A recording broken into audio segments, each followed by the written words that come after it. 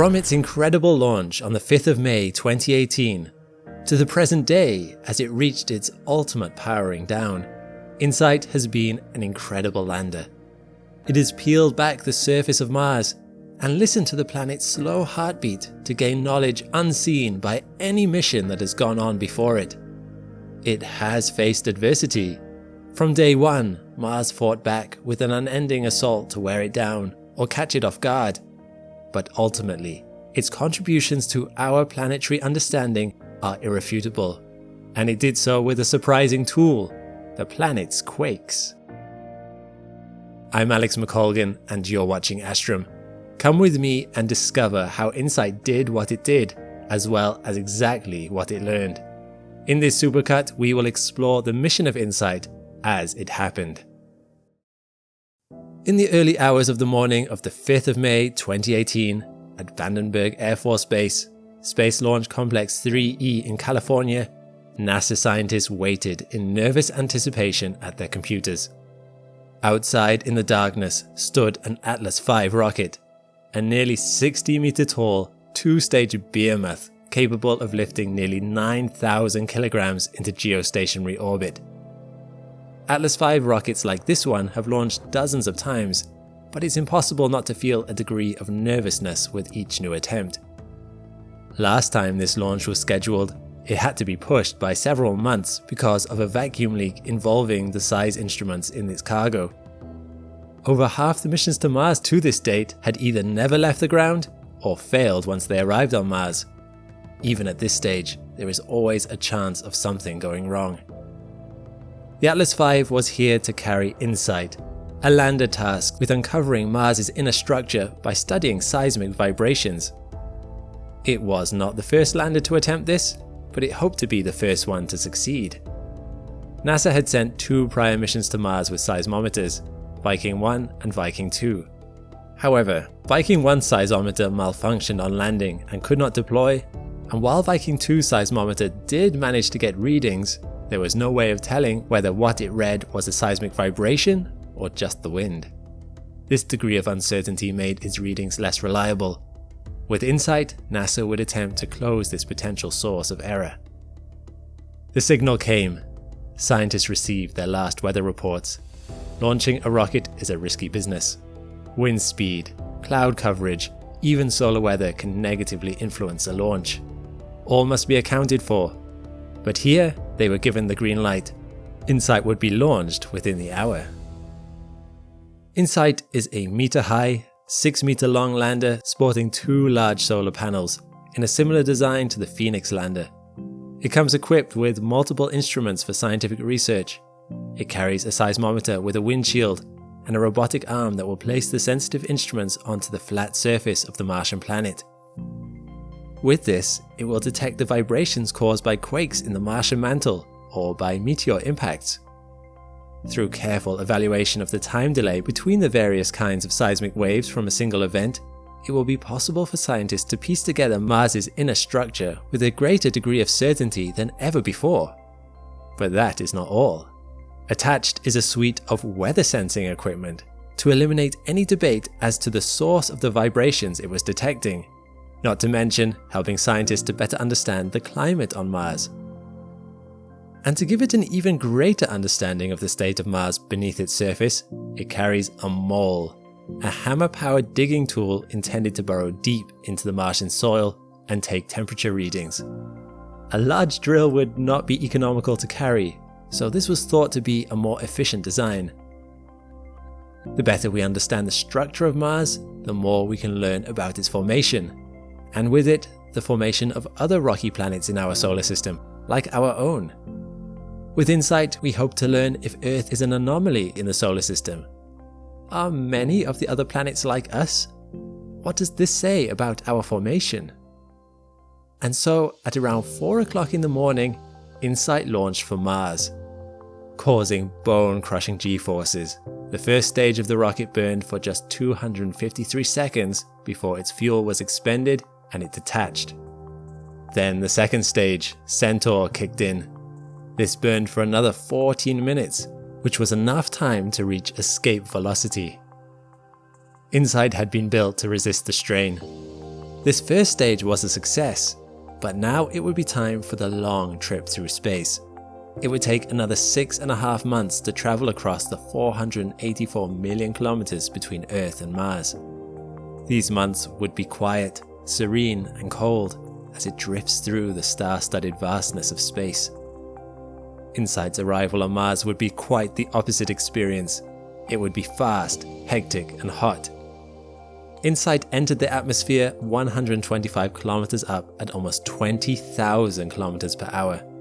This generated a lot of heat, roughly 1,500 degrees Celsius. Fortunately, InSight's final stage came with heat shields that were able to absorb this blistering fury. And once the lander slowed down enough, the heat shields popped off and a supersonic parachute deployed, further slowing InSight down. Yes, Mars does have an atmosphere, although it is very thin compared to Earth standards. With the speed InSight was traveling though, this parachute still made a big difference, although it wouldn't be enough by itself to stop the lander from smashing into the planet. But fortunately, InSight had planned for this. Unlike the Mars rovers, which just had giant airbags to bounce on landing, this spacecraft came equipped with its own rockets to land. So InSight's legs sprang into position, ready for landing. Once the parachute slowed it down enough, that too popped off, leaving just the lander itself. It then used its onboard rockets to carefully reach the surface. This whole process took place over the course of 7 minutes. It touched down successfully on the 26th of November 2018. Upon impact with the surface, the rockets kicked up a lot of dust. This is not very good for solar panels, so InSight waited 16 minutes before deploying its solar array to let the dust settle. This impressive unfurling can be seen in this testing environment before it launched. On Mars, these panels generate around 300 to 600 watts under normal conditions. However, dust in the atmosphere does affect power generation, as clouds would on Earth, so this can be different every day. Let's pause now and take a look around. The view that greeted InSight seems bleak and inhospitable, but it would need to get used to it. This rock-strewn, flat, dusty terrain would be its home for at least the next 2 years. Now, InSight was intended to be a 2-year mission. Unlike rovers, it had no tools for moving itself around, but that would not be necessary to fulfill its purpose. Its mission was to sit, listen, and learn. It had a lot of work to do. InSight's mission to Mars had begun. Far above the thin Martian atmosphere, a strange new sight had arrived. 2 little lights twinkled in the night sky. These were not new stars, they were CubeSats called Marco A and B, and they had been following InSight for the last several months. Their mission was to relay real-time information back to Earth about whether the landing had been successful or not, and if the solar cells had deployed. The Marco mission was a technology demonstration mission, so it didn't have any scientific instruments, but rather it carried different technologies to test. These satellites were really small, only the size of a briefcase. They were the first time CubeSats had been sent into deep space, and at the time, no one was sure how well they would do. But so far, they had performed exactly as hoped for. The Marcos began listening out for UHF frequencies from InSight with the antenna on the bottom of the spacecraft, ready to transmit that data back to Earth using this bigger antenna. This big antenna operates like a satellite dish on Earth, except they designed it to be flat so it could be space efficient. Amazingly, these satellites only generate 17 watts of power, yet are able to receive signals from the surface of Mars and transmit millions of kilometers back to Earth. Of course, NASA was not going to put all their eggs in one untested basket. If Marco A and B hadn't worked, InSight would also be able to communicate with some of the other orbiters already around Mars, like the Mars Reconnaissance Orbiter. The only difference is that the Mars Reconnaissance Orbiter can't relay information back in real time. These lights would not be in the sky for long though. After performing their mission, the Marco CubeSats would fly by Mars, unable to slow down enough to enter orbit, and instead go on forever to drift around the Sun. But that is not what InSight sees. InSight does not know the fate of the machines that broadcast its messages.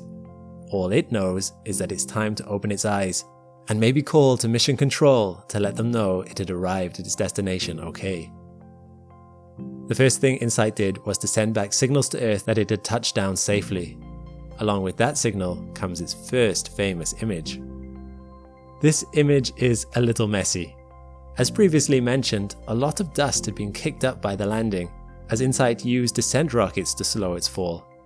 Fortunately, InSight's team knew this would happen and attached a transparent lens over InSight's camera to protect it. Later, InSight would remove this lens to take clearer pictures for the rest of the mission. Meanwhile, another camera pointing under the lander revealed the effects of the rockets, which had carved out mini craters under the craft. InSight deployed its 2 circular solar panels, now that it could collect sunlight without dust reducing its efficiency. From then on, it was time to work. InSight quickly began collecting data, even before deploying any of its science instruments. The first thing it recorded was the Martian wind, picking up vibrations sensed by the seismometer still on the lander. This is what it sounds like, although I should note that you will probably either need a subwoofer or headphones to hear this.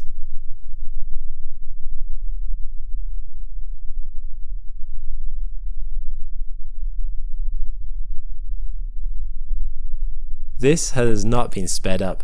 These literally are the vibrations caused by Martian wind going over the solar panels of the lander.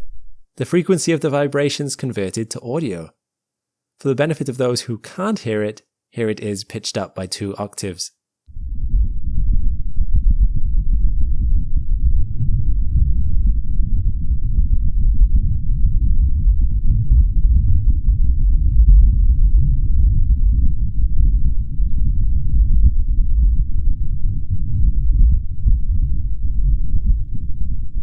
InSight can also detect changes in air pressure. Here is the air pressure changing as the wind blows across the lander. This audio has been sped up by a factor of 100 for it to be within human hearing range.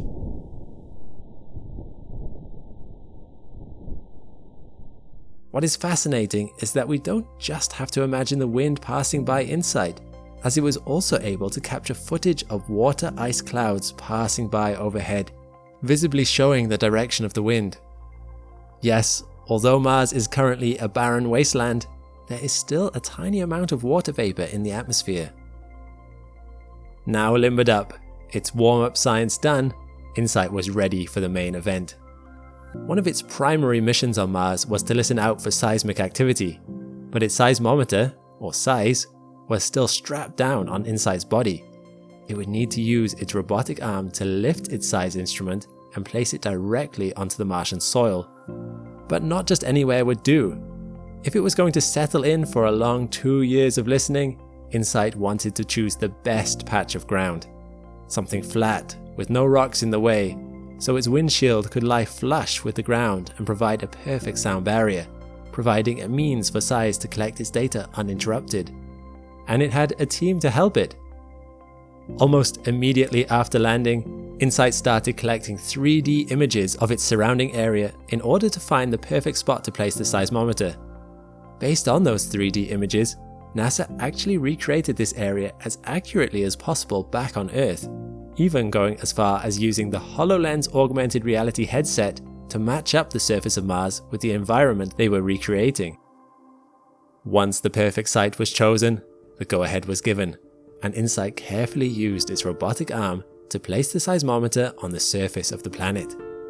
From there, it began detecting Mars's faintest vibrations. Then it was time for the mole, and it was here that things started to go wrong.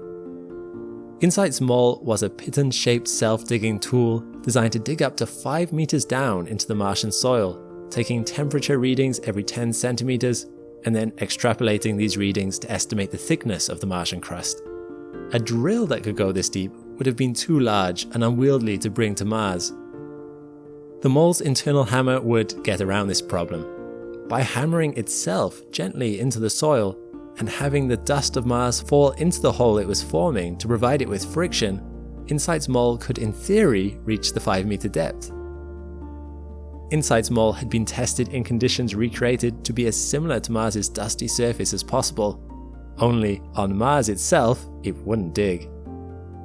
Unfortunately, the mole only got 30 centimeters into the dry soil of Mars before getting stuck. Scientists back on Earth scratched their heads.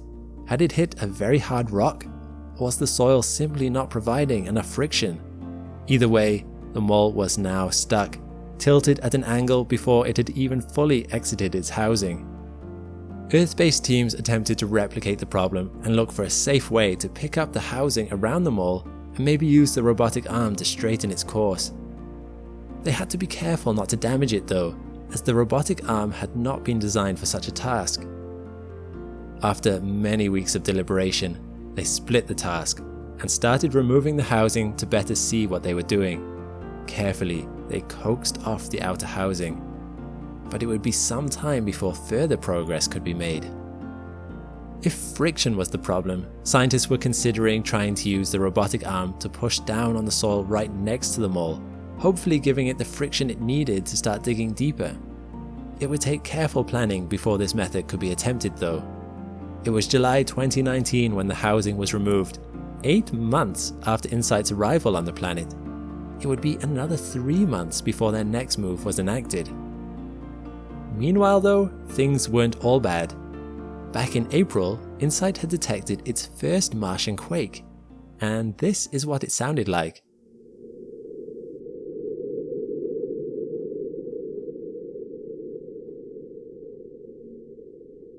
Again, the vibrations have been sped up by a factor of 60, as the frequency would not be audible to the human ear.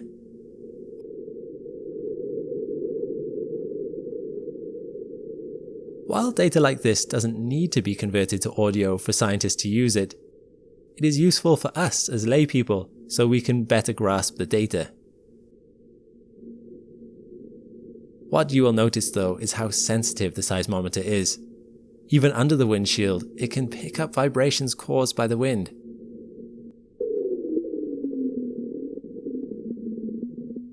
And even the robotic arm moving can be easily detected, even though it's a few meters away. Detecting seismic activity is not all InSight can do. InSight was acting like a little weather station on Mars, with instruments detecting wind, air pressure, and air temperature. As you can see, even at the equator, Mars is a chilly minus 25 degrees Celsius at its warmest at the moment, bottoming out at minus 100 degrees Celsius. These low temperatures are a threat to any mechanical Martian mission. The fluctuations into freezing cold can cause weathering on scientific equipment that can quickly break them. If it weren't for onboard heaters powered by InSight's solar panels, InSight would have already been in big trouble. InSight was also able to detect some gusts of up to 60 km per hour and low air pressures, about 6 millibar compared to Earth's 1 bar. With its first readings taken, but also with its first obstacles encountered, InSight's mission was underway to mixed fanfare. Let us jump forward now in time. Months have ticked by. InSight now approached its first year mark on Mars. Scientists had been considering the problem of InSight's mole. By this point, they began to be more certain that it was not an underground rock that had stopped the mole in its tracks. Scientists had chosen this landing site especially because there were few large rocks in the area, and the mole had been designed in such a way that it should have been able to go around small rocks. The team had taken their time to think through what might be causing the problem, doing their best to create a replica of the situation on Earth using data from InSight's cameras. This isn't a perfect process, as it's impossible to perfectly mimic the lower gravitational conditions of Mars on Earth, even with replicas made from scaled-down, lighter materials.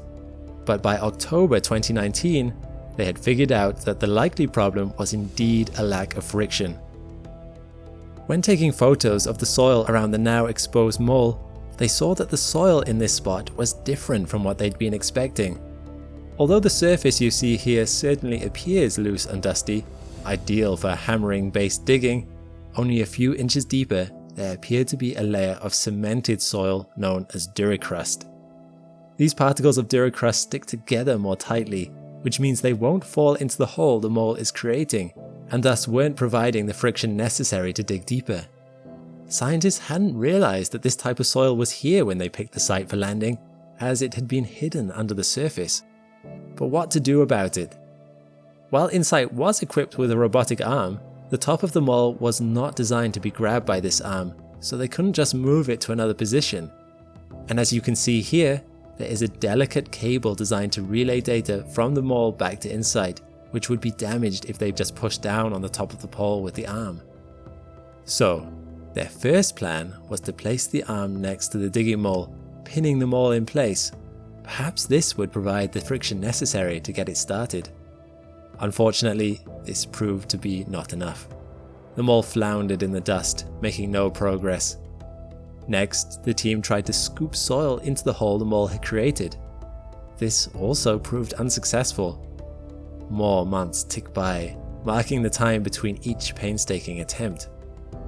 Finally, in October 2020, a full year and 8 months after the mole first started to dig, scientists attempted to push the top of the mole with the robotic arm. Although this did cause the mole to successfully bury itself, the hopes that this raised were soon dashed. Even when completely submerged by the ground, the mole would not go any deeper on its own. By the 14th of January 2021, the team gave up on the mole altogether. Although they still felt they'd learned valuable information for future missions about the nature of Martian soils. I think they'll have a new respect for duricrust going forward. Fortunately, InSight's other scientific equipment had been working much more effectively during this time. SIZE, the seismometer, was doing a much better job of providing a glimpse into Mars's inner workings. SIZE had been listening to the sounds of Mars for over 2 years by this point, and had detected over 500 different seismic events. Mars does not have tectonic plates like Earth, but it does have volcanic regions that produce quakes from time to time. And quakes produce different types of vibrations, such as P waves and S waves, that travel through the mantle at different rates. By timing the difference between when these waves arrive and listening out for their echoes as the vibrations bounce off the inner layers of Mars, it can be possible to work out Mars's internal structure, as well as learn other fascinating insights. Scientists by this point had learned 3 interesting things from all this data. First, Mars tends to have frequent but small quakes, none more powerful than magnitude 3.7. Scientists were surprised that they detected nothing more powerful given how frequently smaller quakes were happening. Perhaps Mars was more static than was expected, or perhaps they simply hadn't been lucky enough to witness a big one. It was too early to tell for certain. Second, the wind hides quakes. Because SIZE is so sensitive, even with its windshield, it could hear the vibrations caused by the wind, and sometimes this masked the vibrations of small quakes, like static on a radio. During the windier part of Mars's yearly cycle, the number of quakes appeared to go down. This was likely just because SIZE wasn't detecting them. To counter this interference, scientists formulated a plan to bury parts of the seismometer using the robotic arm scoop, as this might reduce the interference from the wind. Finally, and strangely, Mars quakes do not have surface waves. All quakes create waves. 2 of the main types, primary and secondary waves, travel through the mantle.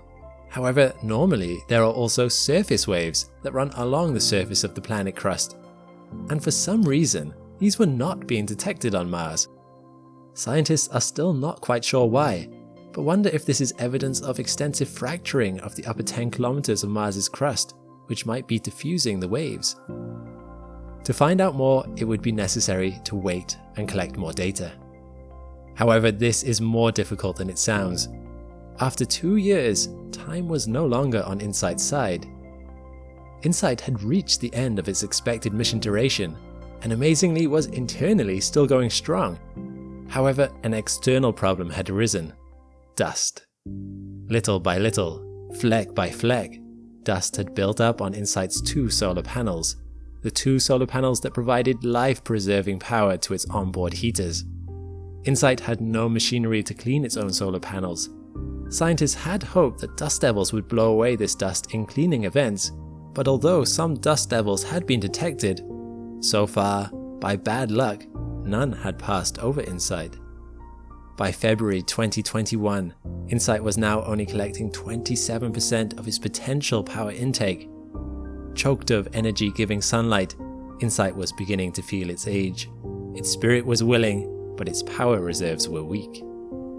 Faced with this, scientists had to navigate a delicate juggling act.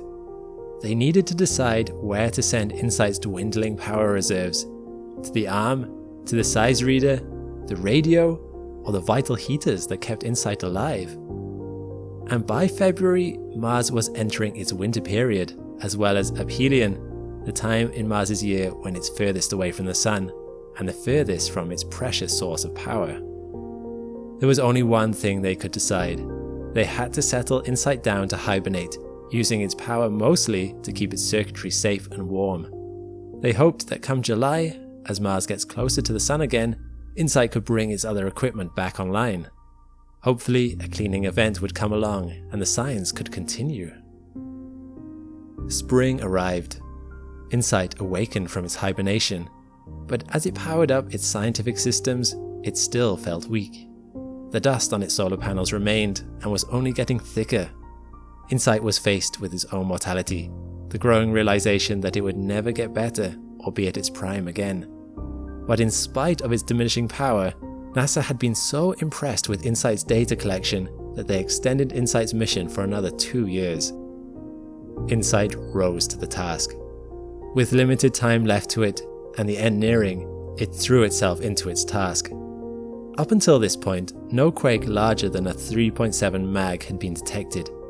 If InSight could find something like that, it would be the crowning jewel in the data it had collected. But it wouldn't be easy lasting long enough. At the start of the mission, InSight's panels were capable of producing 5,000 watt-hours each Martian day.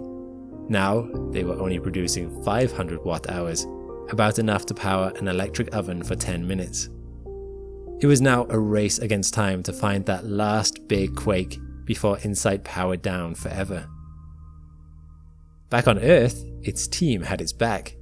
Scientists were keen to buy InSight that little more time that it needed to hopefully find that quake. And in early July 2021, they struck upon a seemingly crazy idea. How could you remove dust from solar panels when you only had a large, clunky robotic arm with a scoop? Counterintuitively, add more dust.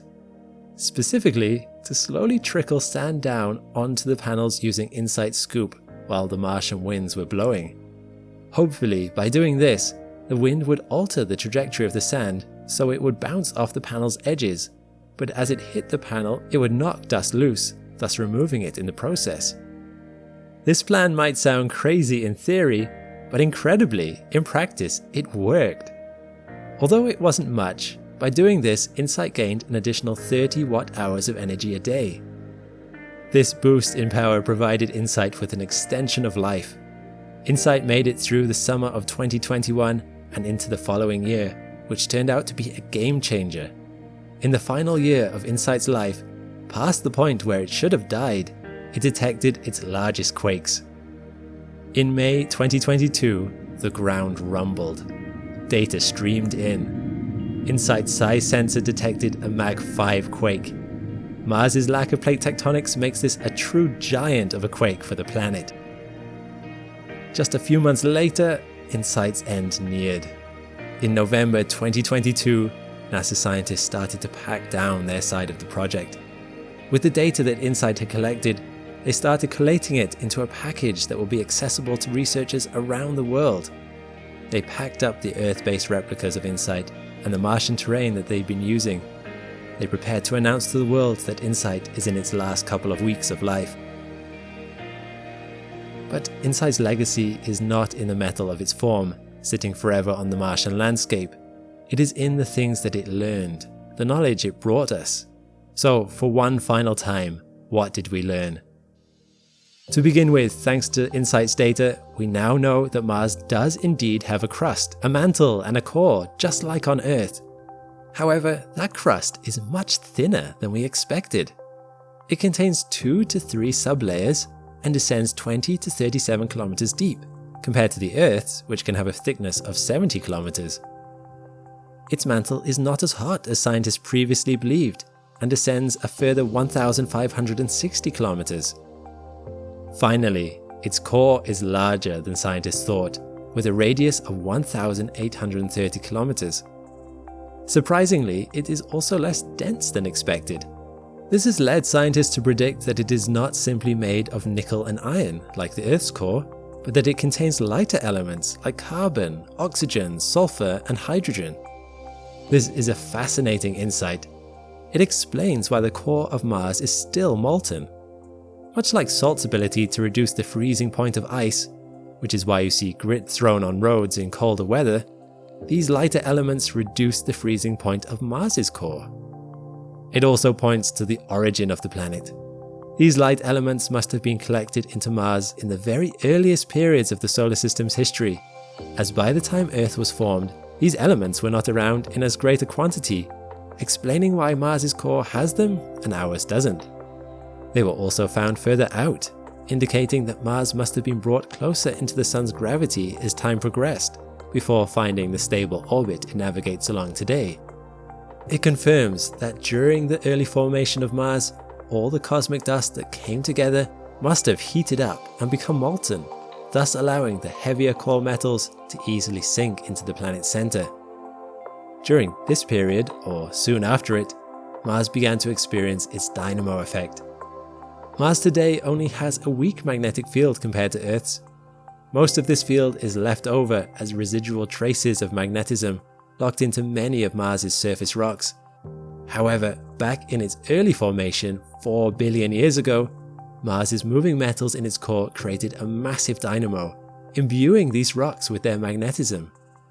When the planet cooled, hot materials were not able to move about as quickly as they needed to keep the dynamo going. In time, Mars's dynamo ceased to be. Thanks to the data provided by InSight, scientists will have a much better idea of the timescales involved in this dynamo. This is relevant because when we talk about magnetic fields and dynamos, those can affect what the atmosphere was like. And once we understand that, we'll have a clearer picture of Mars's early habitability. InSight might give us an idea of the time period when life was most likely to form on Mars. InSight has given us an incredible amount of raw data, including a fascinating comprehension of Martian weather patterns. Yet there are still many mysteries. Even though we now know the rough dimensions of Mars's inner structure, InSight's findings have actually disproved some previously existing theories. For instance, under a particularly volcanic region on Mars's surface, known as Tharsis, home of Olympus Mons, a volcano 2.5 times as tall as Mount Everest, there exists a hot spot of magma that feeds the volcanic processes we see in this region. Due to the absence of plate tectonics, it was unclear what was causing this hotspot, which seems to have been present, unmoving, for billions of years of Mars's history. Scientists originally thought that this hotspot was being fed by a lower mantle, but it turns out that Mars does not have a lower mantle. As such, it is back to the drawing board to explain what is causing this phenomenon. Still, these are the sorts of questions and discoveries that drive scientific endeavor. And the discoveries that InSight has given us will inform future missions for decades to come. Scientists will pore over the data, analyzing P waves and S waves, attempting to find patterns and meaning in the sounds of Mars's rumbling heartbeat. And who knows how much more we will discover as a result of this successful mission. If more comes in, I will keep you posted. But now that InSight has powered down, as it closed its eyes on the scattered clouds and dusty plains of Mars, I hope that it can rest easy. In spite of its challenges and the ups and downs, it did what it came there to do.